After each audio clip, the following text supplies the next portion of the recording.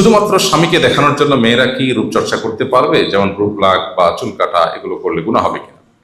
শরিয়া যেটাকে হারাম করেছেন সেটা স্বামীকে দেখাবার জন্য করা যাবে না, কিন্তু স্বামীর সামনে যেটা অনুমোদন করেছে, ধরুন যে পোশাক আশাকে বাইরে পরপুরুষের সামনে যাওয়া জায়েজ নয়, স্বামীর সামনে জায়েজ, তো সেটা স্বামীর জন্য জায়েজ।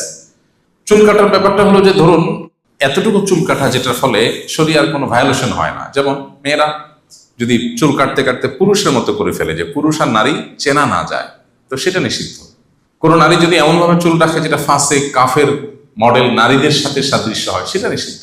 কিন্তু এর বাইরে যদি কোনো প্রকার চুল কাটলে স্বামী পছন্দ করেন তাহলে সেটা জায়েজ আছে, এবং শরিয়ার সীমানার মধ্যে থেকে স্বামীকে সন্তুষ্ট করার জন্য সাজগোজ করার অনুমোদন শরিয়া দিয়েছে, কিন্তু শরিয়া যেটা নিষেধ করেছেন সেটা করা যাবে না। কোন স্বামী যদি তার স্ত্রীকে মরে যেতে বলে কথায় কথায়, তাহলে তার স্ত্রী কি করা উচিত?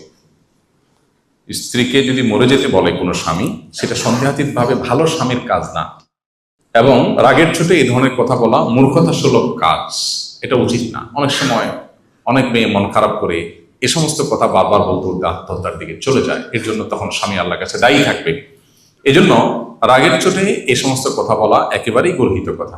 বাকি কেউ যদি বলেন, তার স্ত্রীর উচিত ধৈর্য ধারণ করা, স্বামীর আনুগত্য করে, যে স্বামী যেহেতু মরতে বলছে তাহলে দেরি করে লাভ কি, সাথে সাথে স্বামীর আনুগত্য করলেন, তো এটা করলে আল্লাহর কাছে মার খাওয়া ছাড়া উপায় নাই, কারণ লা তাআতা লি মাখলুকিন ফি মাসিয়াতিল খালিক। আল্লাহর অবাধ্য হয়ে সৃষ্টি জগতের কারোর কথা শোনা যাবে না, সেটা স্বামীরও না, সেটা মা বাপেরও না। আল্লাহর কথার উপরে কারো নির্দেশ নেই। আল্লাহ তাআলা আত্মহত্যাকে হারাম করেছেন, বিধায় কেউ বললেও সেটা করা যাবে না। অভিমান করেও স্বামীর কথা এরকম কাজ করা যাবে না, বরং সবর করতে হবে, সম্ভবত তাকে বোঝাতে হবে।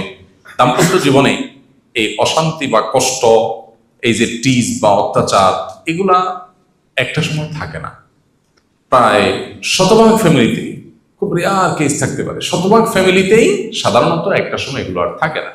যে স্বামীটা এত কষ্ট দিচ্ছে, এই স্বামীটাই এক সময় হয় ফেরেশতা হয়ে যায়, আর না হলে দমে যায়, আর না হলে থেমে যায়, কোনো না কোনো ভাবে হবে। আর যদি নাও থামে, মৃত্যু পর্যন্ত আপনি এই কষ্ট সহ্যই করে গেলেন, তো আখেরাত তো আছে, সেখানে তো আসে আপনাকে কষ্ট দিতে পারবে না, সেখানে তো কষ্টের বিচার হবে, সেখানে তো আপনি ঠিকই বিনিময় পাবেন। ইমানদারের সান্ত্বনা আছে, সেজন্য সে বেসবর হবে না।